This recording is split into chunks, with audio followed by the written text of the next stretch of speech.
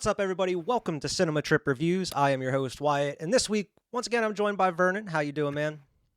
Doing good, man. Very, very happy to join you again on this episode here. Yeah, it's been a while since I had you on like a normal episode of Cinema Trip Reviews. And, if anybody Right. hasn't checked us out, we've been doing Heroes of Our Time, which is the first show on YouTube where we're going straight through every superhero comic book movie in chronological order. And we're coming up to episode 4 here soon. If you haven't checked out the first 3 episodes, definitely go back and check that out. And also make sure to like, share, and subscribe if you haven't already, and check us out wherever you get your podcasts.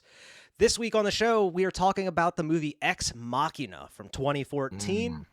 This movie Yes. was, one of A24's first big movies that came out. This one is directed by Alex Garland. This was his debut feature film. After that, he, of course, went on to make Annihilation, which I actually pretty enjoyed. That has, like, Natalie Portman in it. I don't know if you ever I saw haven't that seen one. that yet. No, I That's a haven't pretty seen good that one. Maybe we'll have to review that one eventually. And he also Okay. directed the movie Men, which came out a couple, like 2021 or so. I did a review of that by myself. The movie was trash, which is weird because I like his other 2 movies, but Men, I hated that movie. But he Okay. also, I just kind of doing some research, he actually wrote 28 Days Later, the horror movie from like the Oh. early 2000s. And he also wrote the screenplay for Dredd with like Carl Urban and shit that came out a while ago, like the Judge Dredd movie. Not the Right. Sylvester Stallone one, but the most recent one, the one that And- everybody's been kind of begging for a sequel for. Right, exactly. Like you said, the more recent one here, not the one that we're gonna end up reviewing eventually in that other series there. Well, I mean, we'll probably review both of them eventually. Yeah, The that's Sylvester actually good Stallone, and both, then, right. in 20 years or whatever, once we get to the Carl Urban one. Way down the line there.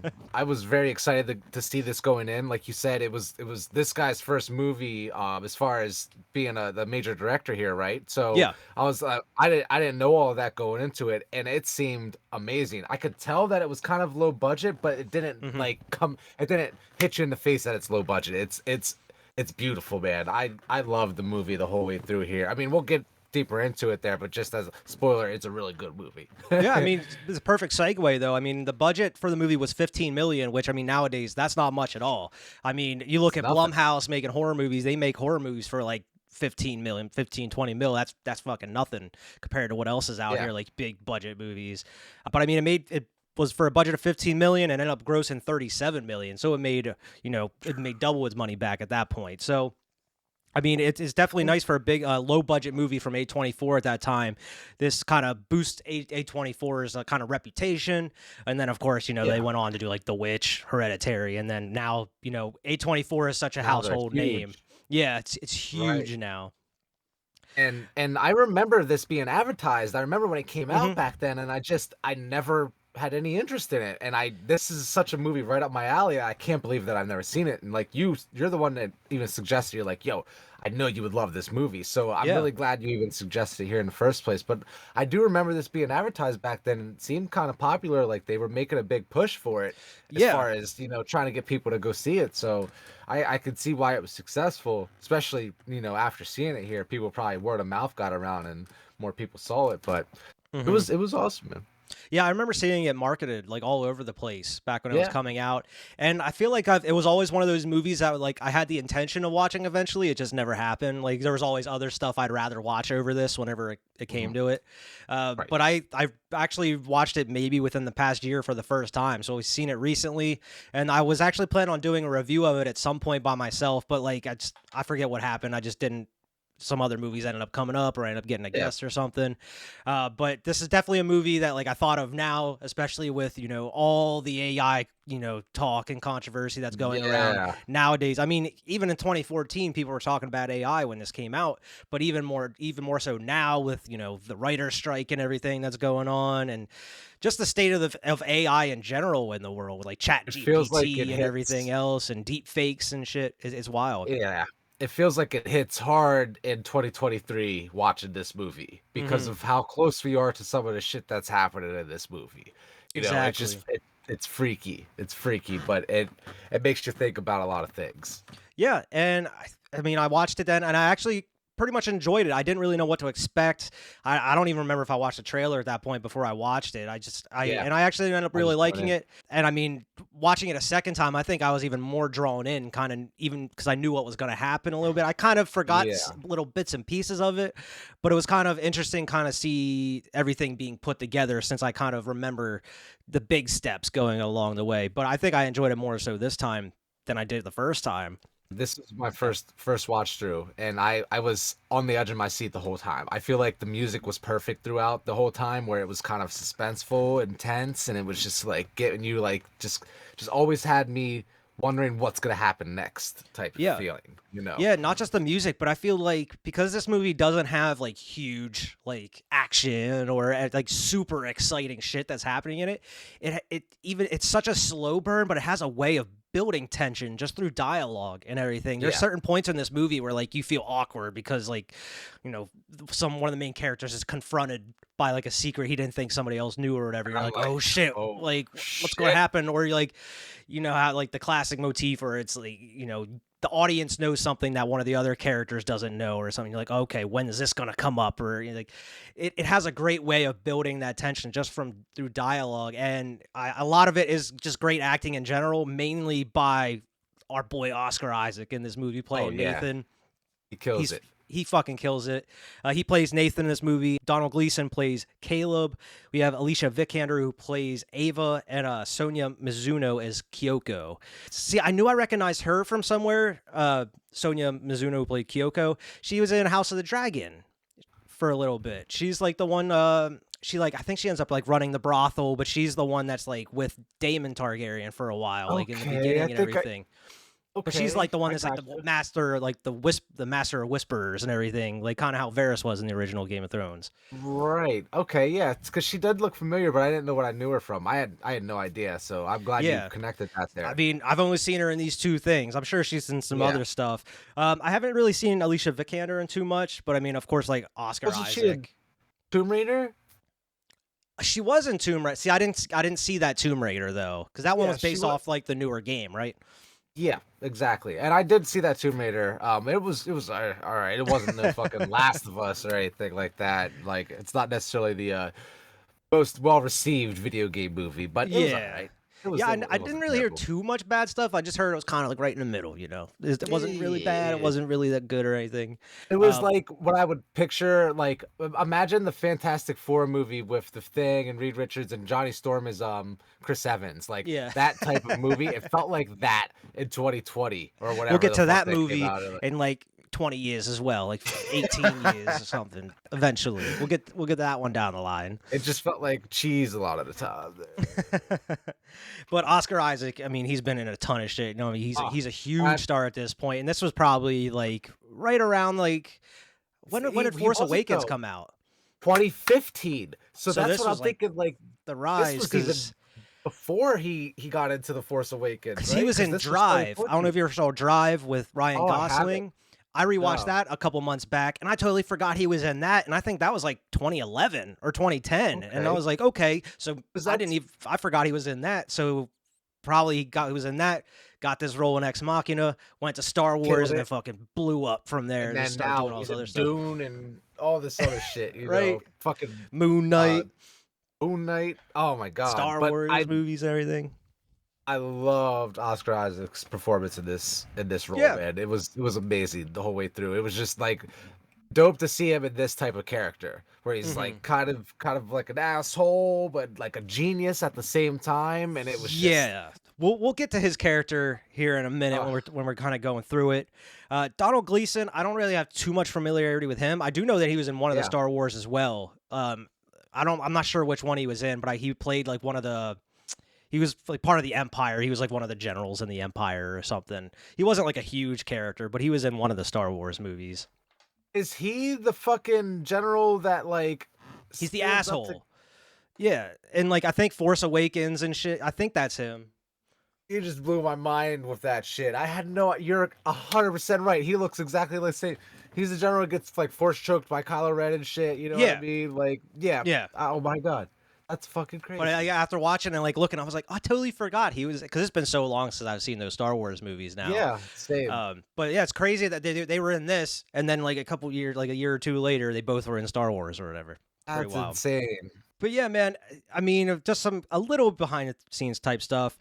This movie, I mean, the title of the movie Ex Machina is derived from Deus Ex Machina, not the game Deus Ex. I mean, obviously, that came from Deus Ex Machina as well. But it is apparently it means a god from the machine, which, from kind of looking at it, it's kind of like a story device. Very interesting when you look at it. It's interpreted in different ways. The director Alex Garland kind of imagined this as set in a future that could be 10 minutes from now. He already assumed, like, imagine like if, say, Apple or Google came out and said, we have a fucking AI robot or whatever, They've you're already like, been doing that's it. crazy.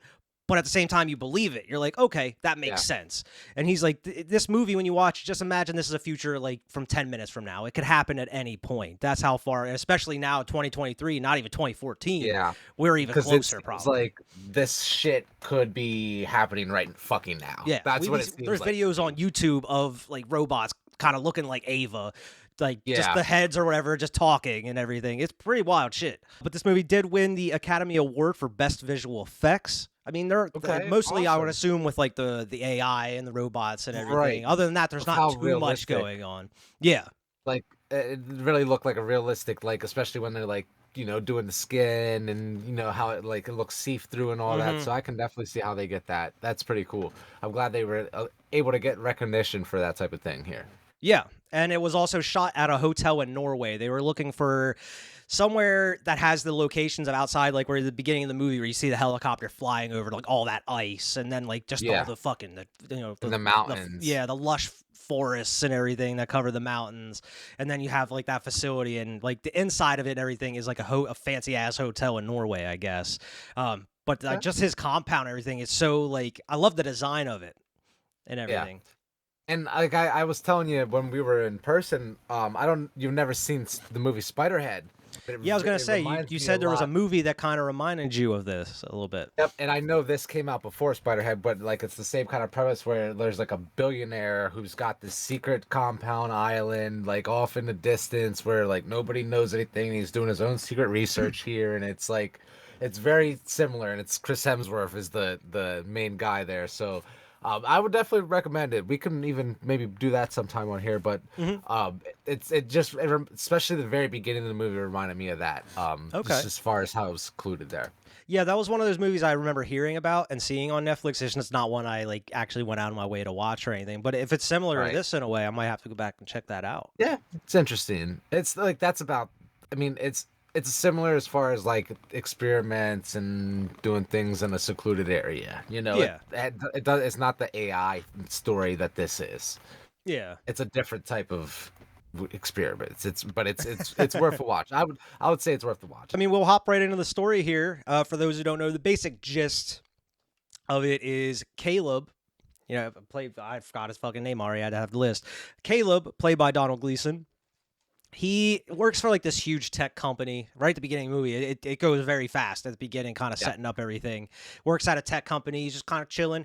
Gets a ping. He finds out he is the winner of a contest that you would assume is like company wide and everything. Yes. And everybody's fucking congratulating him. He's receiving texts like, "Oh my God, I can't believe you won. You're so lucky." And next thing you know, he's on a fucking helicopter flying out over like these ice glaciers and then over the lush, like huge forests and everything. He's like, "When are we going to reach like dude's compound?" He's like, "We've been flying over that shit for like 2 hours, dude. This is all his property." When you realize, okay, this is like a billionaire situation. You Yeah. know what I mean? Yeah, it takes a Like little bit flying to into kind something of, until you unusual. start figuring out more about what he's doing and everything. It leads you on for a while. But yeah, I mean, some crazy shit's up, like the super top secret stuff. He comes in. I mean, you see kind of a satellite in the trees, a little, not like a satellite, but like a big it's a satellite dish, I guess, in the middle of the Yeah. forest. But the pilot drops him off, and he's like, "You coming?" He's like, "Nope, this is as far as I'm allowed to go, or whatever. Peace, see you." Lets him off, and he's just kind of wandering through those woods by himself. Tells him follow the river. Yeah, just follow the river, and then he like finds like those weird, looks like little like metal containers, like ship container, cargo containers or whatever, and it takes his picture and gives him his own like little picture ID, and his face is like all It's surprised like because he wasn't expecting he's it. like his key card picture is all fucked up. It's so funny, bro. I love it. I was like, that's great. But that's such a cool technology. Like it's just like he walks up to it and he's looking at it and Like what the hell? Just prints flash. out a key card for him. But like you really know nothing about what's going on. But he wins this trip to go spend a week with the owner of this company that he works for.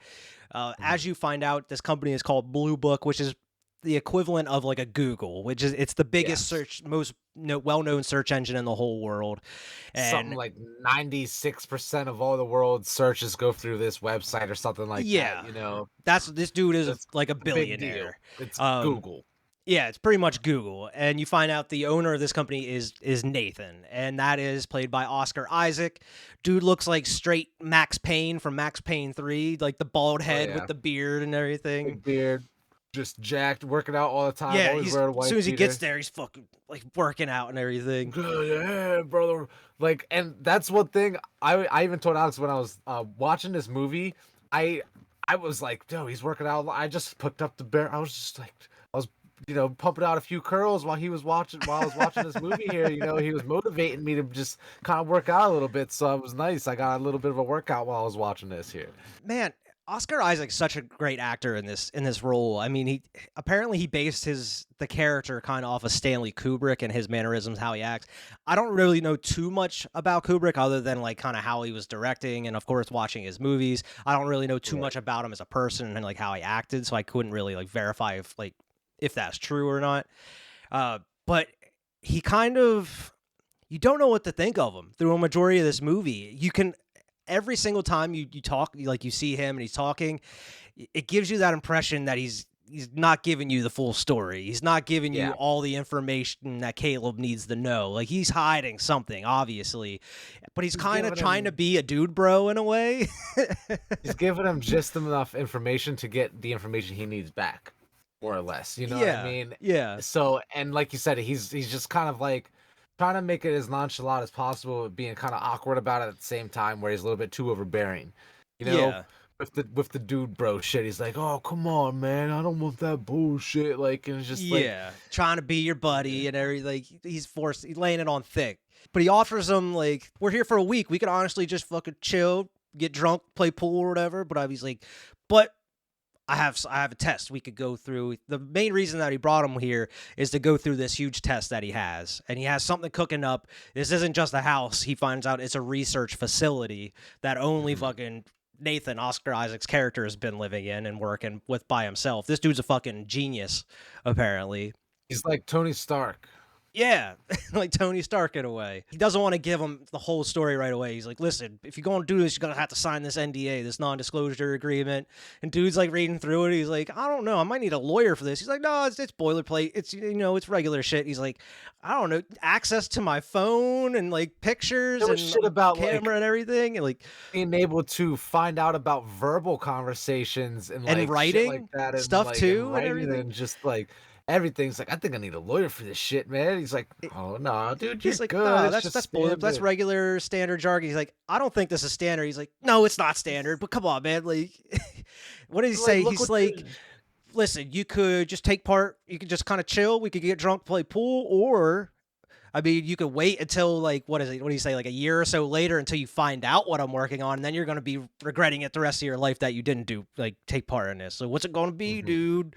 Kind of like puts him on the spot. Like you got to make a decision now, type And shit. he's like, all right, I guess I'm already here. It's the implication. It's the implication, exactly, and that's the whole thing. Like this is like a Dennis character, is Oscar Isaac, because the whole thing is like, yeah, Mhm. he's trying to be a dude bro, but there's something dark and kind of sinister behind it as well. Like it's the implication. Obviously got a motive. Obviously. Like, so obviously got a fucking motive. So Like Caleb has a right to be super suspicious he's sus the whole time. the dude. whole time. It's And just I mean, like, I don't blame him. It's a smart character. The whole reason, the whole test is he wants Caleb to be a part of a human element of what he's calling like the Turing test. which is to test if an AI is sentient or human like. If you pretty much you're going to be sitting down and talking with something, and if you can't even tell that it's an AI or a robot or a computer talking back to you, if you actually think it's a human. He's like, why do you want me to sit down with it? Wouldn't you think it would be easier just like kind of not seeing each other, but like talking and just hearing voices? It'd be easier for the test. But he's like, that's the whole point. You need to be face to face with something and it to kind of trick you and fool you. Like, that's the whole basis of the test. Like, you need to be able to see that that's a robot and still communicate with it and still be fooled into thinking that it's a human. Like, exactly. Still think it's sentient. Beyond the doubt that that's going to be able to be a good AI. You know, exactly. You put in better words than I did there. But I mean, would you take part in this test if you won this contest and went there? Hell yeah. Hell yeah. This shit would be insane. And to be honest with you, it would be very freaky. This whole situation to me was very scary, and like it wasn't a horror movie at all. It was a very like just scary, too realistic fakeness. I don't know how to explain it. It's a little shady for like, even he shows him his room. He's like, he's like, what's wrong? I could tell something's wrong. He's like, it's the windows, right? There's no fucking windows in here. No windows. Like, that's because we're underground. Behind that wall is like layers of like fiber optic cable and like concrete and shit. And he's like, this pass, he's like, it'll get you into some doors, but it won't get you into others. And he's like, go ahead, try it out. See, you're allowed to go in this room, but others, you're not gonna be able to access shit. So he's like, he's hiding some shit that he doesn't want him to see. Always drunk. That shit is hilarious too, man. He's always watching out for, like, watching on him, and like he seems like he's always around, even though when like Caleb doesn't think he is. You know, there's a lot going on with him, but I just mean like as far as it's scary. We'll get to it here in a little bit, but it's scary when he's interacting with the AI. Yeah, like I know what you mean. The conversations go down. It's just like, I think the scary aspect of it to me is the fact that we're not too far away from something like this, and like I don't want to get too far ahead of it. Go ahead, continue. Well, the basic movie, like, it's kind of broken up a little bit into like, what is it, 5 different sessions with Ava, and it's interesting over the whole course of the week there. Yeah, through the whole course of the week, each day of the week. I didn't really think about it until I watched it the second time, but like, they have Caleb in this like tiny glass box, and the AI Ava, played by Alicia Vikander, she's like in this big room, kind of free and everything. So it's kind of weird that they put Caleb in a tiny like compact box where like you would imagine like the AI or robot would be, with the AI and robots kind of free, where it kind of goes into like the black and white box they kind of talk about eventually in the movie. It kind of represents that in a way. Especially the ending of the movie. Through each session that he kind of goes through, some more information's released, or like the AI is learning and kind of interacting with him more, or bringing up certain questions he wasn't expecting. Like in session 1, you already see Nathan's up there watching from his office. His fucking wall is full of Post-it notes that he's just fucking taking down notes and sticking them. You see there's like a spider web crack in the glass. Like, Caleb notices that as soon as he walks in. He's like, wait a minute, something fucking weird going on here. What is that from? I mean, the design of Ava in it is really cool. I mean, it's like the humanoid face, but everything else is like, you can see like kind of like the gel brain in the back a little bit, and like all the robotics and everything. Like, pretty much the only flesh is like the face, and like I think like, are the hands flesh? Or I think the hands might be, but like her torso, like, you see like the wires and like the blue like tubing and stuff inside. It's really cool. Like everything else is all mechanical, you know. Caleb's like asking her like how old she is and like when she learned to speak, and she's like, I just knew how to speak. I always knew. And she says like she's 1. He's like, well, what year old? And she's like, I'm 1. Just 1. Which is weird. It is weird. Like, that's a weird answer for a sentient AI to be giving, because she knows what the fuck she's doing. Yeah, you know what I mean. So like, that's a weird answer. Like, 1 what? And then like in the second session, she shows Caleb like a drawing that she does, but she never knows what she's drawing. She just draws, and then he's like, well, why don't you draw something that you want to draw? Like, just choose an object. Well, she's like, well, you pick something for me. He's like, no, like, you choose what you want to draw. It's the freedom of choice. I'm interested to see what you pick. Yeah, what you choose. And that kind of like, she's kind of thrown off by that here at first a little bit.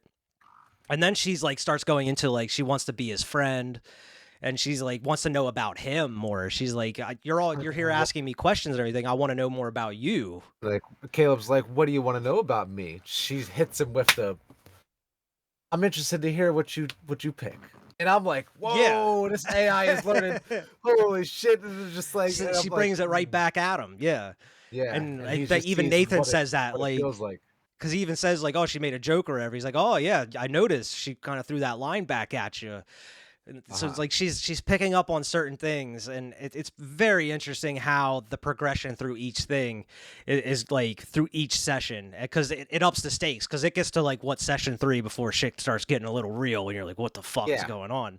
But in between, that's where like Nathan's like asking him different questions and everything, and Nathan is very full of himself. He knows that he's a genius, because Caleb like will say like a quote or whatever. He's like, oh, you're very like well read. He's like, you're Mr. Quotable over here. And then he starts like misquoting him, and just to kind of make himself look good. Like the one quote that he has is like, if you invent a machine with with consciousness, you're not a man, you're a god. And he's like, I just thought, fuck, man, that is so good. I turned to Caleb, and he looked up at me and he said, you're not a man, you're a god. well, that's not what I was. That's not really what I was saying. I said, Nathan, you're a god.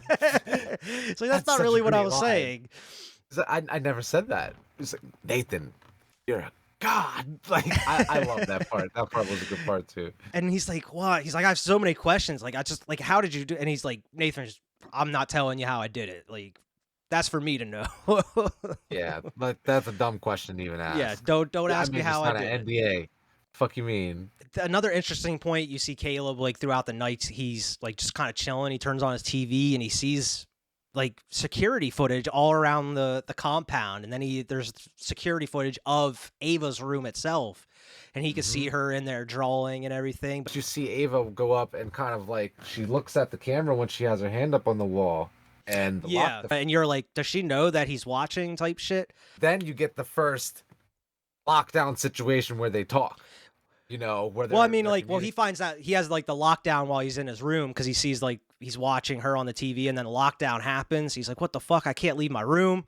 And then he goes like, and Nathan's like, I've been kind of having issues with that every so often. The power shuts down. He's like, well, why can't I leave? He's like, that's just safety protocol. Of like, if someone's trying to break in, everything's gonna lock, so nobody can get out. Right. It's, you know, it's all security protocol. Don't worry about it, Caleb. Don't worry about it. Like, that's the whole thing. Like, every time Caleb goes to him with a question, he's like, listen, man, I don't need you to be all smarty pants about it. Just kind of, you know, be natural. And don't worry about it. I got it covered. Right. He's like, I'm working on it. That's when they have the next conversation. The next session starts there. And that's the session, like I was saying, where the power cuts mid-session. Yes, and that's where she's like, listen, don't trust that motherfucker. Don't trust him. He's not telling you the full truth. Like, he's like, what are you talking about? Where's this coming from? Yeah, exactly. This is where the movie takes a shift, where everything up until this point seems like a fucking experiment. You know what I mean? It seems like a test. It seems like, okay, something shady's going on, but like at the same time, he's just testing this robot. And then when the power goes out and she immediately switches to don't trust him, like that type of fucking mode, and seems even more sentient than she's even coming off as. You know what I mean? Like, and that is the scary fucking thing. Because in that session, that's the one where where he asks her like if she knows who Nathan is, and she's like, yeah, he's the owner. That's where you find out the information. He is the owner of Blue Book and what Blue Book is. And that's where she's like, well, is he your friend? And he's like, well, I guess he's my friend. He's like, she's like, are you good friends? He's like, well, you kind of have to know somebody for a long period of time. Like, he doesn't really know how to answer the question. And that's when the fucking lockdown happens. She's like, you don't want to fucking be friends with this dude. Like, immediately. I'm trying to tell you right now. Don't trust this fucking guy. Don't. And, oh my gosh. And then like that lockdown comes up and everything goes back to normal. Like, oh, go talking, because you know Nathan's watching and everything. Exactly. So it's like, at this point, Caleb has, you know, he's got to be thinking, like, was this planned? And he even says that, like, brings that up at one point, is like, can he see me when that lockdown occurs? Is he watching me? Is he setting this up to kind of see what I say during these periods? Like, he's kind of having an internal conflict with himself. Like, what do I do in these situations? Do I tell Nathan what she was telling me in the lockdown? Because he even asks, like, oh, it was pretty crazy what happened during that lockdown. Like, so what happened? He's like, excuse me? What happened during the lockdown? He's like, oh, she had to say something, right? I mean, not too much, you know. It was pretty quick. Nothing much. That's the only part I couldn't see. So like, and I honestly I do believe that he couldn't see at those beginning ones. Yeah, You know, exactly. and that's why Yeah. he does what he does a little bit later here, where you know. Exactly. And this is like what you mentioned, his kind of interactions with the robots, because during that little scene where he's asking them how it went and everything, they're sitting down at dinner, and that's where you got to kind of see Kyoko for the first time come in, and she spills the wine on Caleb, and fucking Nathan flips out. Oh, are you fucking kidding me? I can't tell her that I'm pissed when she's so fucking clumsy that she spills wine over my house guest. He's treating her like trash. He's like, don't even bother Well, you talking don't to even her. know that it's a fucking robot at that point. You Well, know what yeah. I mean? I mean, like I kind of assumed. I kind of but, like, assumed it was, but yeah, you don't know. They don't tell you she is, but you kind of assume. He's like, she doesn't even speak English. Like, you she know what I doesn't, mean? don't bother. Like, She doesn't fucking understand what you're saying and everything. It's like, this dude. and I'm like, damn, dude, he's such a fucking asshole. I thought it was a real person. That's why I was like, this is a fucked up yeah, shit, dude man. fucking Like, goes off on her. just goes off on her. And she doesn't even understand what he's saying. Because that night, I think, is the one where, because he goes out after lockdown or whatever, and he tries to use the phone, and Nathan's just fucking drunk. He's like, what are you doing over there, man? You can't You use don't the have phone. access to use the phone. Who you go to call? He's like, I was just seeing how it worked, whatever. He's like, don't worry. I'm trying to get them lockdowns fixed here He's soon. like, damn, I'm working on it. I'm working on it. Drunk as shit, laying But, on like, the couch. he goes to bed, and like the next day, he's fucking just waiting for him outside his door. He's like, "Listen, I got something to show you." He takes him and shows him his whole lab, and he shows him like the brain. He's like, "Yeah, you would think it would be like circuits or whatever." He's like it's like a gel brain that holds information. He's like, because he's called it wetware. Wetware. He's like a hardware. He's like wetware. Wetware, because he says like the hardware is the gel brain and the software is Blue Book, which is the search engine. And this is where you find out that fucking he's been using Blue Book, the search engine, and also hacking into everybody's cell phones throughout the world. In the world. And he said, yeah, cell phone companies know I'm doing it, but what are they going to do? Because they're technically doing the same thing and it's illegal as shit. So what are they going to say?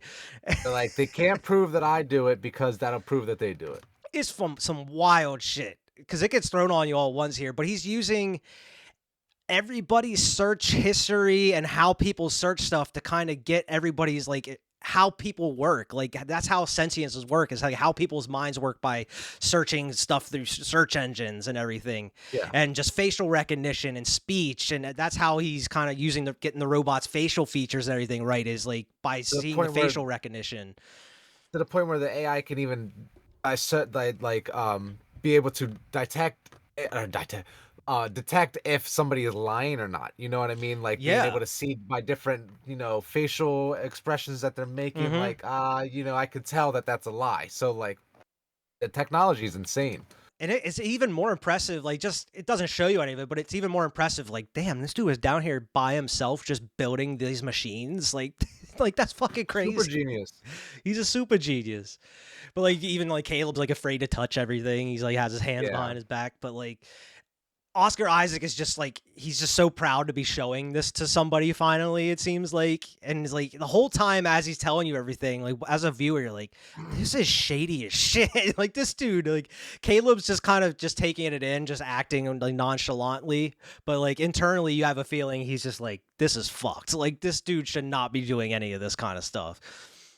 Yeah, and it looks like, and the way I'm thinking about it is like he shouldn't even be showing Caleb this shit. To be honest with you, he shouldn't be telling him that he's stealing everybody. But I guess he signed the NDA. He can't say anything that he saw or heard. Yeah, I guess so. But that's a lot of trust to put into somebody. Because I mean, yeah, you could break your NDA, but at that point, if he broke it, it's gonna be word of mouth, and then everybody's gonna know at that point. Then everybody knows. Like, so, is it really worth it?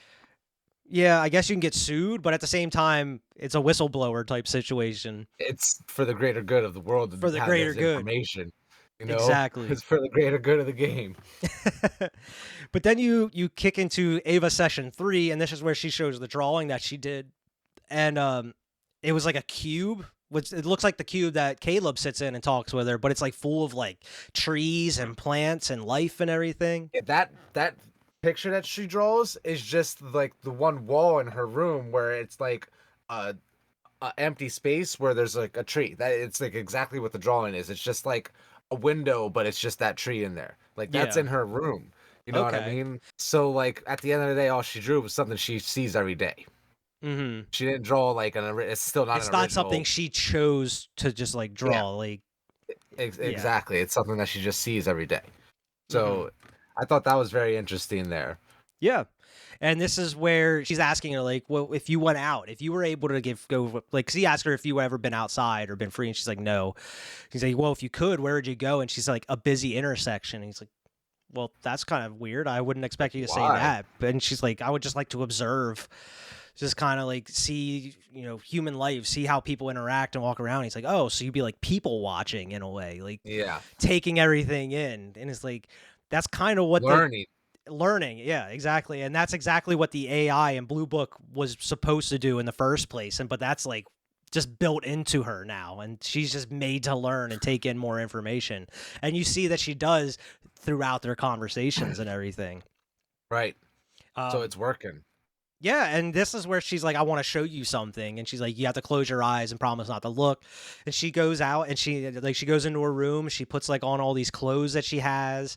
And it's like these stockings that go up so you can't see the actual robot parts, and the sleeves go down. So like all of her robotic stuff is you can't see. It's all covered. Right. And then she even has like a wig she puts on, so she doesn't even look like a robot. She looks like a normal human being and everything. Looks like a real person. Yeah, and you can tell, like, and especially with the music that's built around it and everything, like, you can tell she wants to be a person just by talking Yeah. with him and wearing the outfit and everything. Like, this is something that she wants to be. She doesn't want to You be a can robot. tell that she values life. Yeah. She doesn't want to be just trapped in this room, and she knows that they're doing tests by coming in and Yeah. talking with her. She calls them out on doing the tests and She's everything. aware of that shit and all. It's just she's it's crazy, man. It's such a crazy concept to really think about. And as I was watching it, I was just like, man, imagine if something like this is actually happening somewhere right now. Yeah. You know? Doing the Turing test, and she's even like asking him, like, would you want to go out on a date with me? Like, do you want to date? Do you find me attractive or whatever? And he's like, you could tell Caleb is so uncomfortable, and she's like, I Yeah. don't want to make you uncomfortable. Like, I'm not trying to do that. That's the last thing I want to do. Then you could tell, like, she maybe actually genuinely kind of cares about Caleb, but like, Seems like it. and that's like, man, this movie just kind of takes you one place and then pulls you into another and everything. It does a great job of pulling you in different directions. Because this movie is such a slow burn. These are the things that kind of make it exciting. You're like, oh shit, they're kind of building a relationship. Is Caleb going to end up having feelings and maybe falling in love with her or something? Is she actually have feelings for him? And that's where, as soon as the test is over, Caleb goes to Nathan and is like, did you like built in sexuality for them or whatever? He's like, fuck yeah, why wouldn't I build in sexuality? Are you kidding me? You kidding me? Are you That's human fucking nature. kidding me? Like, what are you talking about? Like, why wouldn't I do that? Right. He's like, he's like, by the way, you can fuck one of these robots if you want. Like, in between the legs, pleasure sensors. You're welcome. He's just like, yo, I didn't ask you that, dude. Like, but it's like you're saying, it's kind of like he just goes out of his way. He's making these robots as realistic as possible, but Caleb's more or less just trying to figure out if he's programmed it to flirt with him or if use it as a distraction from the test. Exactly. Like if it's actually flirting with him or if it was programmed to flirt with him. Like that's more or less what he's trying to figure out at this point here. Yeah, and that's where, like, I guess Nathan kind of gets a little offended by that. He's like, come on, why would I do that?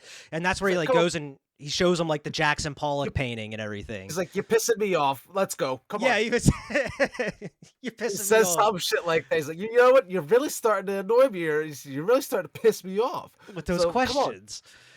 But that's what he shows him, the Jackson Pollock painting. He's like, this is just like free flow painting or whatever he says. He's like, he's not thinking art. Yeah, he's not thinking about any of this. He's like, you know what would happen if Pollock sat there and thought about every fucking stroke that he did or what he wanted to do? There would never be a fucking drop on the canvas. It just doesn't happen. Never be a single one. Exactly. Never be a single one. And now, like, the whole time he's explaining that, he's like kind of intense about it. Like, he takes it fucking seriously, and to think that like this is like a distraction, he kind of, but But I mean, in the grand scheme of things, by the end, you're like, this dude. Each session is like right afterwards is like a little scene between like him and Nathan a little bit. Maybe some big plot point happens eventually, but then it goes right back in the next session. Session 4, that's where he kind of brings what is like the black and white. Is it like a theory or just like kind of like a story or whatever? Where he's like, Like a a thought computer is experiment. yeah, a computer is black and white, and once like And once you leave the knows. room, it's a human that walks out or something, and that's what it's kind of represented within that little cube that Ava's in, and then like throughout the movie you have like these flashes of just like nature or like out in the woods or whatever, and you'll see Ava out like on this cliff looking over the forests and everything, and it's a lot of cool imagery and everything. Alex Garland tends to go a little too far with that shit. Not in this movie necessarily, but in other movies, it kind of takes out a little too far. This one, I think it was kind of perfectly done just well enough, like kind of interspliced with some of these little slower scenes with like that dramatic music and everything. Right. To be more specific, it talks about how you teach this computer everything there is to know about every single color that ever existed, no matter what. It knows nothing but colors, but it lives in a black and white space. Mm-hmm. And as soon as it leaves the room and sees color for the first time, that's when it becomes the human. And that is a very, very interesting thought. Like, I was trying to wrap my brain around that shit for a little bit there, and I was just Mm-hmm. like, what the fuck? Like, and just to think about something like that knows nothing but color, everything about color that you could ever know, but has never seen it. And like physically have seen it. Like, and that's what at the end of the day, that's what like the internet is. You know what I mean? Yeah. Like, the internet doesn't have eyeballs. It can't just go look at the sky. But if you type in anything, it'll tell you anything it possibly knows about any color on the earth. You know what I mean? So like, it was just very interesting to think about that. That as far Mm-hmm. as like the black and white thought experiment as well. Like, I was like, that's Yeah, crazy. and that does come up another couple, like one or two times throughout the rest of the movie, and this is where he informs her that this is all a test, and that it's like Yeah. a test of her consciousness and everything, and like almost immediately the fucking power goes out again, and She's like, what's gonna happen if I fail the test? Motherfucker, what's gonna happen if I fail the test? Do you care about me? yeah, and that's where she like also reveals that she's the one that's like causing the power outages and everything. Like she's overloading the system or whatever. And Caleb's like, "What the fuck? What? Like you're doing this?" But yeah, she's like, What's gonna happen to me if I fail the test?" And that's where like he goes and even asks, like he goes out and they go out on a hike and everything. Like him and Nathan go out like within the wilderness, and he asks him like, "What happens after this?" And he's like, "Oh, the next version. What do you mean? I mean, Yeah, there was a man, version before. There's gonna be a version after. I mean, that's just the Yeah, way man. things work. It's like evolution in a way." Or I thought of it like he just looks at it like a cell phone, like Yeah. at the moment at least. But then he starts talking about how, because he asks him why he's doing this, and he's like, I never really stopped to think about why I'm doing it. I feel like it's inevitable. It's gonna happen anyway. Yeah. You If know what I I didn't mean? And do it, somebody else is gonna fucking do it. that's a weird ass reason to be doing something that you're doing. Mm-hmm. Like, that's a weird motivation. And he Like, you're even brings playing. out the fucking now I've become death, the destroyer of worlds line. Yeah, they bring out the Oppenheimer line, and it's just you never really know Oscar's true motivation. Not Oscar, Nathan. Nathan, yeah. You never really know his true motivation That's here. the thing about it is like obviously that was the biggest thing that came out of the movie for me is even though throughout the movie, yeah, he's been hiding some shit. He wasn't truthful with fucking Caleb at all. He was doing some shady shit by, stealing people's information, which, I mean, that's what a lot of big fucking companies do now. You're constantly being watched and Right. everything, surveillance. And obviously he's doing some shady shit, but like, even though he was lying to Caleb, I mean, is he a bad guy of the movie? Is he a bad dude? Because I mean, he's doing research, he's building these robots and everything. He's not like trying to cause harm to anybody or anything that I you think know it of, at least comes for the down test. to like it comes down to the whole thing of like, is he hurting like life? You know what I mean? Like, is he This is hurting how life Terminator by start. This is how Skynet's in Terminator started. This could be easily be a prequel for Terminator in a way. By fucking with these robots and like decommissioning one after another, is he ending a life or is he just shutting down a machine? Yeah, because he even asked Caleb, are you starting to like feel bad for Ava? Like, you feeling bad for her?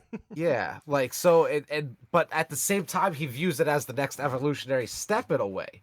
So you never really know. Like, it just feels like he's not. He knows that he's not there yet, more or less. So I don't know, man. It's very interesting, and that's why like I can't wait to watch it again to see like what I picked up that I didn't pick up last time. But like, it's a very thought provoking type of movie when it comes to this kind of shit. The entire time, man. Especially about like not just the concept of AI and everything, but even like the characters. Like you're saying, like what is his fucking motivation? Like I would like to know more about this character of Nathan. Yeah, like what's his end goal here? But like you really don't find out. He just kind of more or less just wants to do it. Yeah. He can. Because he's smart enough. You know what I mean? Like it's a weird he sees there's no limits to what he can accomplish type shit. Yeah. He's playing God. He wants to be God at this point. Like you said, like the misquote that he had. He's like, Caleb looks up to me. You're not a man. You're a god. Like, you're not a man. You're a god. He's like, damn, that's good. That's good. I am a god. I am a fucking god. But they have that like the test for or whatever. She tells him that she's the one causing the power outages and everything. And that night is whenever he like wakes up, he fucking turns on the TV, and that's when he sees the video of Nathan going into a room and ripping up that picture that she drew and showed to Caleb earlier in that session. And he's like, what the fuck's going on? And he walks out, he goes to find Nathan. And then he walks into the room and he finds Kyoko, and he's like, where's Nathan? Like, tell me. And she's just fucking, she doesn't know what he's saying. And she's like, starts taking off her top. He's like, no, I don't want to do this. No. Or whatever. And like, that's when fucking Nathan comes in all drunk, bro. Nathan comes, he's like, oh, what's going on, man? Yeah, he's wearing like a onesie that's like half, like 3/4 zipped down. He's like, you want to dance? He's bro, like, no. It's the best part of the fucking movie. He's like, why'd you rip up her picture? He's like, why'd you tear up her picture? He's like, I'm about to tear up the fucking dance floor, baby. Tear up the dance floor. Get down, it's Saturday night. And him and fucking Kyoko have this like synchronized fucking dance where they're just. He's like, come on, man, loosen up, man. He's like, dance with her. She likes dancing. This scene he ends up needed to be longer. I like that scene. It's like, there's a director's cut of this scene. There has to be, because like there's very little, if any, comedy in the movie. So just to have like this nice little kind of lighthearted, like it's a funny ass scene. It doesn't go on near long enough. It's just a choreographed dance. Yeah, because it's choreographed as shit, bro. Like, they know it. They both know the dance perfectly. Like, it's so funny. Like, this was probably one of my favorite scenes of the movie. I remember being so thrown off the first time I watched the movie. I was like, a dance just broke out in the middle of the movie. And, like, I'm thinking, he's like, come on. And, like he just knows the dance, bro. Like, he's intimidated right now. You and her are just hitting shit. Yeah, like, how is Caleb just supposed to hop in here? He's supposed to just hop in. Like, I imagine, like, because it's just Nathan on this compound alone, I just imagine, like, at nights when he's bored, just drunk, learning this dance of Kyoko. He's just, all right, Kyoko. She's teaching him how to dance or whatever. Like, it's just hilarious, bro. It's a great scene, though. Cuts to, like, him walking drunk as shit down the hallway with Caleb, and he like takes him to his room and everything, and that's when like Caleb sees like his computer and like his actual control system and everything, and all of his post-it notes and everything. But you don't really get to see what happens after that. You see him kind of take a look at his computer, and then it like cuts away to session 5. She's asking him questions and calling him out on his lies, like you said. Like, she's at a point where she's revealing that she's like a human lie detector test, or she can just she could see just like the little like subtle details in like a facial features when you're lying or something. Like if you look up or you blink, body language, the body language. Yeah, so like just this basic simple question. Like she asked him like what his favorite color is. He's like red. She's like, that's a lie. And he's like, well, I'm not 6 years old. I don't really have a favorite color. She's like, that's acceptable. But that's when she like goes into the hard hitting questions, like wants to know what happens to her after the test and everything, like we mentioned. And then she asks like, she even says, she's like, I want to be with you. Do you want to be with me? And like, Caleb doesn't know what the fuck to tell her. Like, you could tell that Yeah. he's uncomfortable. Like, and He doesn't want to I answer love the that kind of question. shit. Like, even like the scenes between Caleb and Nathan, where Caleb knows something that maybe Nathan doesn't know he knows, and you're just like, you can feel the tension, and just like Yeah. you feel you feel the uncomfortableness that Caleb feels in some of these Because scenes. Nathan also gives off that like he might know the Exactly, whole but he time. doesn't let you know. But like he kind of fucking Dude, like the, you're in Caleb's place the whole time. You're just like as uncomfortable as he is. Like, does I'm he like, know? Does he not know? does he Like, know, dude? Like, I don't know if he knows. I can't tell if he knows anything because, like, you just all the power outages, just the whole movie. It's just kind of like a mind fuck, man. You don't know what the fuck's going it on. is because You know? it switches up on you every time. Like, Oh God. because after she asks him that's when it cuts to like the scene where they're walking, like we talked about, and he calls him out because you find out that he didn't fucking win a contest. Like, the Yeah. contest was a ruse because he handpicked Caleb because he was the smartest coder that worked for him. He personally wanted Caleb because he's like, oh, you could have picked a fucking like anybody to come do this. He's like, yeah, but if I go out and get a janitor or like a barista or whatever, they're not going to give me what you're going to give me. Like the process that the thought that you're going to go through and everything. Like, but he had to have it a ruse so people weren't just wondering like, why did he just invite this random dude out for a weekend type shit? Right. Like, what is the point of that? You know, what's he working on? That he brought somebody like with his qualifications out there. Yeah. You know. But that night, they're just kind of hanging out, getting like drinking and everything, and then it cuts to them inside, and fucking Nathan is like laying there, just like it seems like he's reciting a poem or something while he's sitting there just drunk as shit on the couch, and Drunk as fuck, and he passes out, and that's where like Caleb's like, all right, falls asleep with his glasses on, man. That's a fucking big no-no. big Can't no, be you doing gotta take that. them glasses off. I know he's a billionaire. He's probably got 8 million pairs of them, but you can't do that. But I noticed that right away. I'm like, look at him. He's like snuggling up, and he even like, Yeah, you better have like an extra pair on hand because if you break those glasses, you have to travel hours away just to get a new pair. You're in the middle of nowhere. What are you gonna fucking do? I mean, I just have to assume he's got multiple pairs. Of I would glasses. assume so, or some contacts or something, next gen contacts or some shit. Me, I was like, oh man, I noticed it right no-no. away. Big no, can't do that. But this is Even where if you Caleb gets his opportunity. He got fucking Nathan drunk enough. He passed out. He's gonna go search. He stole his key card. He's gonna go It's his fucking card. sneaky around the fucking his office looking. He goes in his computer. He finds fucking files of old test subjects. Like one of them is like saying robots. like, I want to get out of here. I need to get out. And she's like clawing at the door, and she like claws her hands off, like trying to get out the door. Fucking hands to just Nubs. robot like nubs, like just trying to escape. Like these robots are beyond sentient. Like they know that they're trapped in here. Yeah. That's They you know see that how they're the crack alive. happens. She like throws something at the glass. She like punches it, like she just like and like breaks the glass, even though it just puts a crack in it. But like you see that all these other test subjects are alive, more or less, man. Like they're alive and they just want to be out of here. They know that they're trapped. And Yeah, it's crazy. And that's like one of the darkest scenes. Is like even though.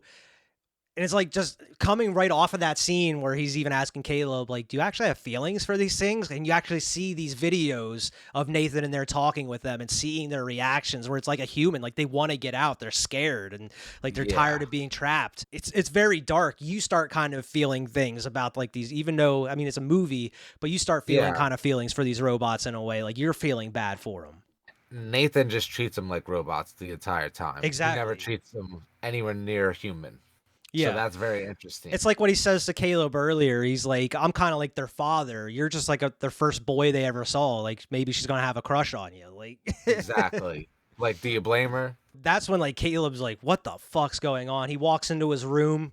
Kyoko's just fucking butt ass naked, spread across his bed and everything. Yeah. And he's like, what the fuck? What the and fuck? She like gets up and starts like peeling her skin off, and then he like opens up. There's like 4 mirrored like closet doors. He opens them up, and they're like the skins of like the other versions of like outfits on. He's like, what the fuck is going on? And then like Kyoko like peels her eye off, like her cheek, and then it cuts back into like her whole face is like off and everything. It's some wild shit. Like that's where it starts going into like sci-fi, like even more like horror type territory, because that music's like building and it's getting darker. But it freaks him the fuck out. Yeah, and then like while this is happening, Nathan's kind of just drunkenly waking up, and he's like, "What the fuck's going on?" He's stumbling around. He's like, "Where's my key card?" And that's when like Caleb comes out. He's like, "Oh, it's on the floor here. You dropped it, man." You dropped it, man. And he's like, "Oh, thank you, man." Like just drunk asshole. Yeah, and this is where like fucking Caleb is freaking out. He's in his room. He's like looking. He's checking his eyes. He thinks he's a fucking machine at this point. He doesn't know. And when I first watched this, I was like, I thought that was gonna be the twist. Is like Caleb's like a fucking. He's like the newest version of something of like their model, or I don't know. That's what I thought was gonna happen. Is like Caleb is actually like a machine, but this dude is like looking at his eye, and then he fucking cuts his arm open and like bleeding all over the place. Splits that shit open, man. Bro, it's like, gnarly. Is gnarly. And then he just like fucking wipes it on the mirror and punches it. Punches the mirror, like freaking out at this. He's point. going through it. He's having like a mental breakdown kind of right now. Yeah. Like what is real at this? It's point? like 1 day left. Yeah. And then, like, in their last session, that's whenever Caleb tells Ava that he has a plan and that she was right. Like, you were right about him. Like, this dude's fucking crazy. And that's where he's like, I have a plan. I'm going to get you out. I'm going to get him fucking drunk. I'm going to steal his key card. I'm going to fucking go in and hack and, like, reset all of his security programs. So pretty much we're going to lock him in a room, open up all the other doors so I can get you out of here. I mean, Nathan says, well, it was final day. I need to know, what's the verdict? You passed the test? He's like, well, yeah, you passed the test. He's like, great, fucking great. And he like starts asking some more information. Like, I wondered, like, what was the solve? Like, because you said, like, did you really solve the chess problem, like, that you came up with earlier? And, like, he's just asking, he's like, what changed, you know? Yeah, because like, we didn't mention that, where he's like, how is a chess, like a chess computer, it only knows chess, right? Yeah, how do you know that it's a good AI if it only is good at chess? Exactly. And then that's like, he has his doubts. Like it was kind of too simple for Caleb just to be like, yeah, you passed. Don't worry. He's like, he's had all these other thought-provoking like answers for him in the past. Like, why is it all of a sudden like, yeah, you just pass? And Nathan's like, wait a minute, like, I need a little bit more information here from you, man. Because he even says like about the third option. Does she actually like you or doesn't she like you? But what about the third option where it's like, is she pretending to like you to get what she wants? And that's where you're like, the whole time you're like, oh shit, does he know? Like, does Nathan know about Caleb's plan at this point? He keeps fucking alluding to it. And then he's like, oh, you know what, man? Let's celebrate with a drink. Yeah, you know, Caleb's just trying to get him the drink at this point. And Nathan's like, nah, man, you know, after being super drunk, I decided to detox. You know, you have to go through I've been going a little too hard this whole week. Yeah, I'm not, you know, go ahead, though. You can drink all you want, man. I'm good, though. I'm going to be drinking water from here on. And you're like, oh, fuck. This dude knows. Oh, shit. He fucking knows. This dude fucking knows. He definitely fucking knows. Specifically says that that's part of the plan is to get Nathan blackout drunk and take his key card. Exactly. So immediately you're like, every night leading up to this. So why now doesn't he want to drink? Like, so immediately like, oh, fuck. What's going on? Huge red flag. And that's where like Nathan's attitude kind of changes. He's like, hold up, man. Like, I got some shit to show you here. Like, some of the video I have. And he shows him the fucking video of Caleb during that lockdown telling her about his plan to get her out. I'm going to get him drunk, steal his key card. And he's like, yeah, you know, during these lockdowns, you know, shutting the power off, I decided to just get like a battery powered, you know, camera and everything in there and put it up in there. Stick it on in there. He's like, I found some pretty interesting shit. You see the video of him when he goes in and rips up the paper, does exactly what Caleb said. It's the distraction. Because when he rips up the paper as he's walking out, he slaps the camera on the wall. You know, he's like, look, right here. And he keeps rewinding the video. He's like, whoop, whoop. He's like, and he's just like, Nathan is loving the fact that he caught him red-handed. Oh, yeah. He is relishing it right now.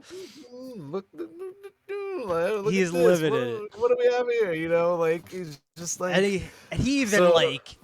And you feel so like uncomfortable for Caleb too, because he's being caught in all this. And then not only that, he's like, you know, because Caleb's like, you're fucking sick. Like, you've been lying all this. And he's like, you know what, Caleb, I'm a little worried about you. You know, I saw you cutting yourself in your bathroom and punching the mirror and everything. I I think maybe a little messed up, man. And you're like, oh shit, he knows everything. How long has this dude been watching for? How much does he know now? Like, Yeah. Nathan's been like on top of everything, and you're like, oh my god, he's known this whole time, type of shit. And then the fucking lockdown happens, right?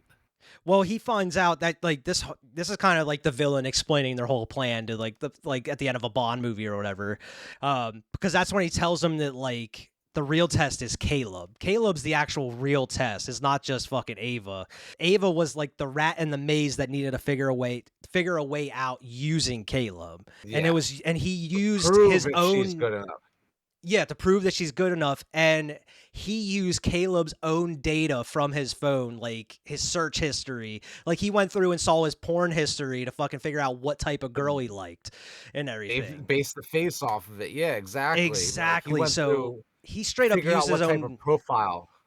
Yeah, to build on it. You know, he used his own data to manipulate him into this project and everything. So it's like throughout the whole course of this movie, you find out like 4 different plans that end up not becoming true. Like Caleb finds this one thing out about Nathan. Yeah, that was a lie from something else before, but even that wasn't true. A double lie. It was a double lie. Like there's lie on top of lies in this movie, bro. It wasn't even the real lie. The lie was a lie. Like what the hell's going on here? So it's just building and building, and that's the type of shit I love, because it's like suspense just built off of just these random conversations and shit. It's hard to figure out what's going on. Unpredictable. That's what I like about it. It was kind of unpredictable. And I love that theory that Caleb was the test and Ava was just like a rat in a maze that had to use him to try to figure out a way to escape and everything. And like Nathan, this was just all planned from the fucking get-go. It's awesome. Up until the lockdown happens, because Caleb originally told Ava at 10 o'clock, shut the power off. That's when I'm going to go in and everything. And he's like, oh, right on. Nathan's like, oh, Even right on Nathan, time, huh? Yeah. He's like, must be 10 o'clock. It must be 10 o'clock. Because he watched the whole time that they were talking and shit. And then Nathan is just like, yeah, you know. You may have figured me out, but you're wrong. Caleb. Yeah, Caleb actually did his plan the day before. When you saw him go in and watch the video of all the other previous subjects, he did the security protocols at that point. So and that's when you cut and you see fucking Ava out loose walking around the hallways of the compound. And Nathan's like Nathan's pissed. He immediately just fucking knocks his ass out, turns around and bop.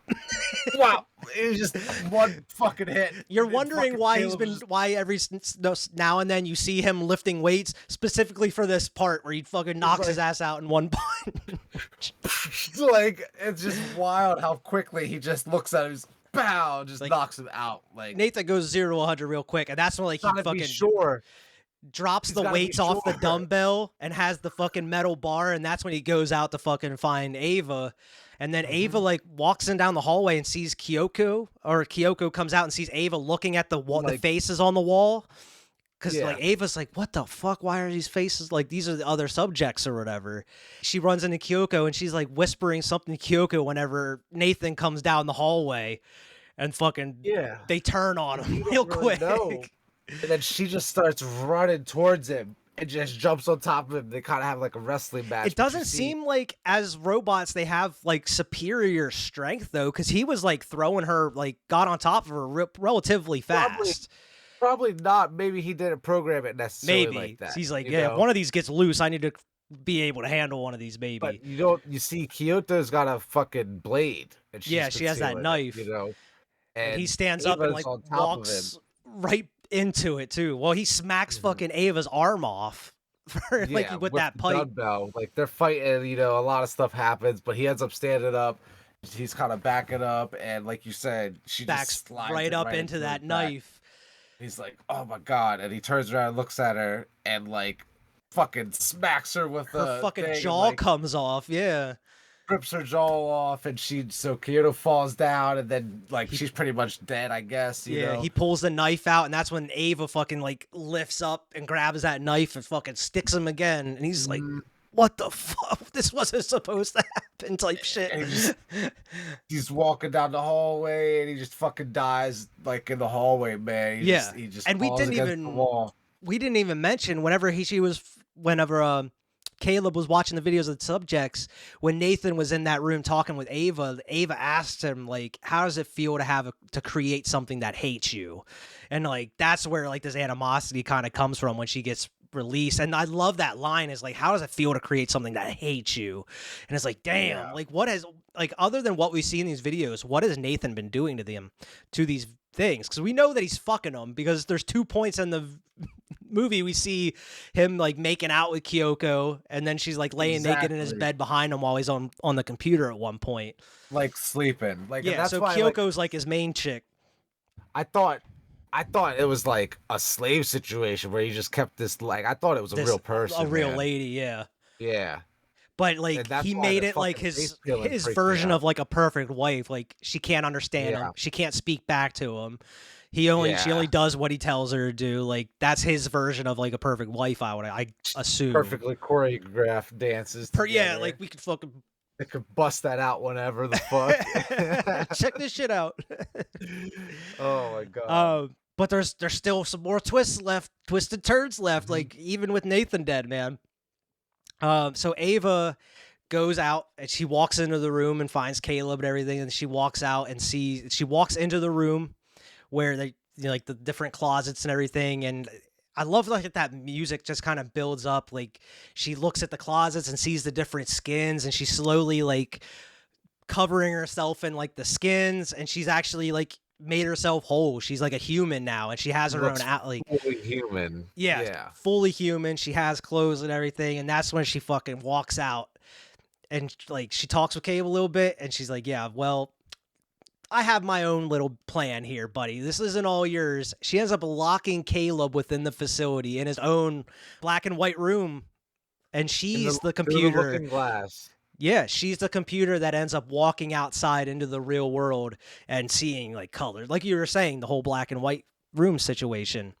And seeing the real world, getting into the helicopter, it comes back, you know, because it was coming back in the morning. She gets in it, she flies off to the real world, you know. And the last scene you see is like a busy intersection, like the reflection in like the glass of a skyscraper of people walking by, and then you just see her there, kind of looking around, and then all of a sudden she's gone. She's mixed in with everybody else. She is one with society at that point at the very end, and then of course the real person, Caleb, is most likely trapped forever in that room because she ended up reprogramming everything herself after she got out.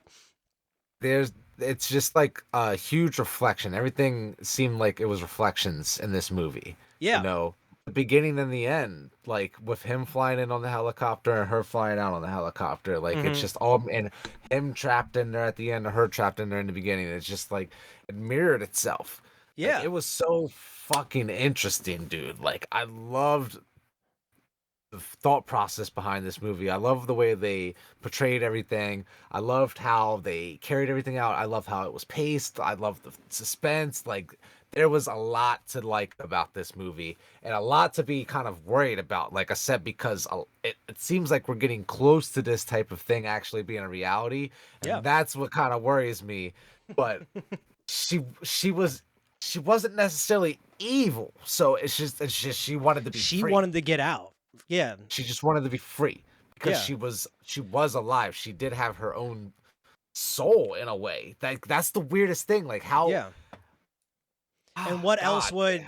And she did what any other rational person that is being forced to be locked in a box and to do whatever and bend to someone's will. When she breaks out, she's gonna fucking hurt or kill her captor. That's been her tormentor. That's been doing this the whole time. Exactly, like anybody else would.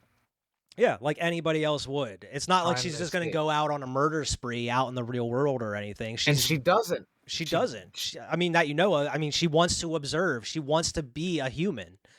Right. Exactly. But at the same time, you don't really know, because all of her interactions with Caleb, was she saying what he wanted to hear?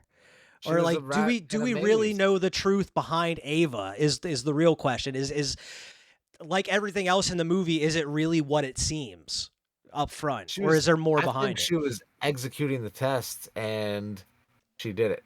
She did it perfectly. Yeah, she did it perfectly because he finally hit the right AI there. You know what I mean? Which I think he even thought that there was another level to go to, which is wild to think about. But this one was good enough. It worked. Yeah. And it killed him, so he can't even get to the next level then. So, but it worked, and she was free. So I would love to see some type of follow up, like if there was any type of books or anything like that. Yeah. Like, I but think it was. I mean, for some reason, I thought it was an hour and a half, but it was like 2 hours long, and it is beautifully paced. Like, yeah, even though there's not like a ton of crazy, like huge action pieces or a ton of huge stuff that's going on, it really leads you along. It kind of gives you those breadcrumbs to follow. But like we said, there's like lies that go into building more lies and other lies, and it's like it's slowly like it's the snowball effect. It's just kind of building and building. Attention. Exactly. It rewards you for following along, and that's a good feeling.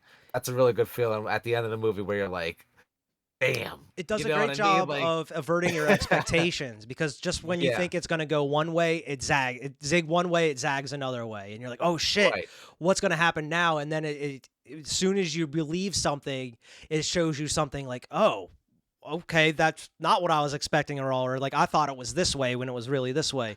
I think it was really well crafted. It was really well written. The performances were great. Like, I know, just kind of reading behind the scenes, they were kind of a little worried about how Alicia Vikander was going to, do a believable AI like that. And I think she did it perfectly. I think it was fine. Especially, I think there is kind of a metamorphosis throughout the movie from her first meeting with Caleb up until like her last meeting in the very end. She seems like a different, like she grew throughout the movie a little bit. She seems more human towards the end. Exactly. There is kind of a character cycle with her throughout the movie. Right. Whereas like Nathan, you always just have questions on him throughout the whole thing, and even with his death, you're still left like we talked about. What's his motivation? I needed more from this dude. He's such an interesting character. I wanted to know more about him. I just don't understand him. Yeah. And like, I don't know if he was a bad guy or not. Like you said, like, I don't know if because what's the morality on hurting exactly. It's in that gray area. It's in the black and white area, as they say it kind of in the movie. It's fucking weird. And oddly enough, I think Caleb, the main character of the movie, is the least interesting of them all, of Ava, and because Caleb, I think he's only really there to kind of put you in his place a little bit. You're Caleb. You're Caleb throughout this course of the movie, because you're learning everything as he's going on, and throughout you're pretty much you're learning everything as he's learning it, and you're pretty much thinking, okay, your thoughts he's projecting your thoughts as it's going out, like I mentioned, where he's like, what if am I being watched on these lockdowns? Are these lockdowns being set up? Like, to see what I would say? How much does he know? Like, all these thoughts you're thinking, he ends up saying. Like, he's an actual smart character. It's not like one of those movies where you're like, oh, why are you doing that type of thing? He's actually saying what the viewer is thinking, most likely. Right. And I think it was just very well written that way. Like, it puts the viewer in that main character's role perfectly throughout the course of the movie. I completely agree with you, man.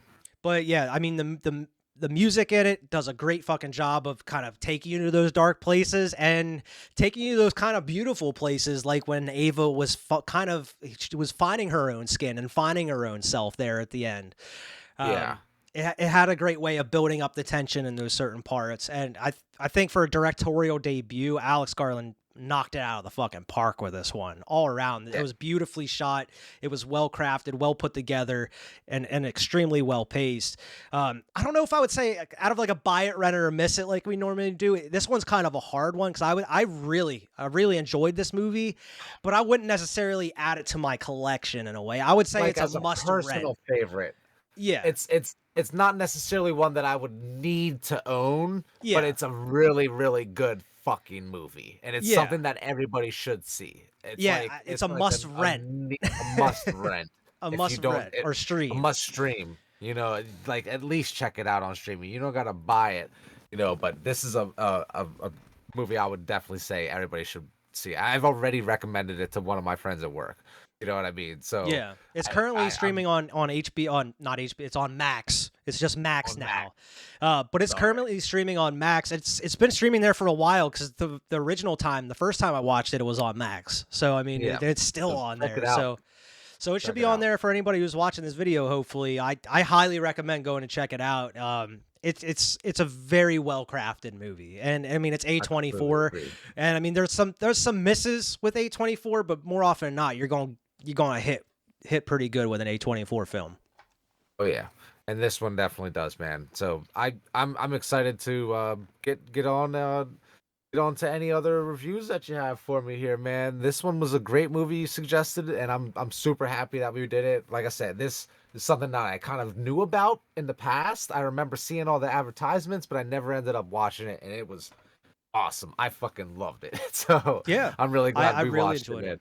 Yeah, dude, I'm really glad you liked it. That's why I suggested it, man. Cause like I thought about it and I wanted to review it at one point. And I was like, this would be right up Vern's alley. This is something I know Yeah, hell yeah. he would really enjoy. Yeah, and I highly recommend it for anybody else that's out there that hasn't seen it. Any other final thoughts on the movie, Vern? Just like I said, I would recommend it as well. If anybody, especially if you're into like sci-fi type of like weird out there movies, not necessarily space related, just more or less kind of, the weird off the wall thinking. And like the guy said, it does feel like it's something that's not a 5 million years away sci-fi movie, more like a 10-minute away sci-fi movie, which kind of adds another layer of fear and creepiness to the whole situation. So like Yeah. I would say it's definitely something. If you're interested in some sci-fi, check it out. Absolutely. So for next week's episode, it's going to be a very special episode. Tony from Hack the Movies is joining Cinema Trip Reviews, and we are going to be reviewing Speed, starring Keanu Reeves and Sandra Bullock and Jeff Daniels in there too as well, and Dennis Hoppers. But Speed, awesome, I cannot wait man. to review that one. I'm very excited for Tony Hack the Movies to join the show here. I'm a pretty big fan of his show. So be on the lookout for that one. That'll come out next week. After that, hopefully, maybe we'll get to episode 4 of Heroes of Our Time, which would be Yep. the Swamp Thing, I believe, from Swamp Thing. 1982. Keep a lookout for the Swamp Thing. So those are most likely the next 2 movies on the docket, so be on the lookout for those. Also, as always, make sure to like, share, and subscribe to the channel. Make sure to go check us out on Twitter and Instagram at Cinema Trip Views. I'm not saying X because that's bullshit. It's still Twitter. Make sure to go like, share, and subscribe, and follow us on Twitter and Instagram. Check us out wherever you get your podcasts. We're available pretty much everywhere. Drop in, leave us a good review there, and make sure to go tell your friends and your friends, and even a couple of your enemies too, if you have to, because if they may not like you, but they might like us. Gotta keep your friends close and your enemies closer. So you might as well tell them about us if you fucking keeping them closer. You know what I'm saying? Exactly. But yeah, Oh that my is the God. show, everybody, for the week. We'll see everybody next week. Have a good one.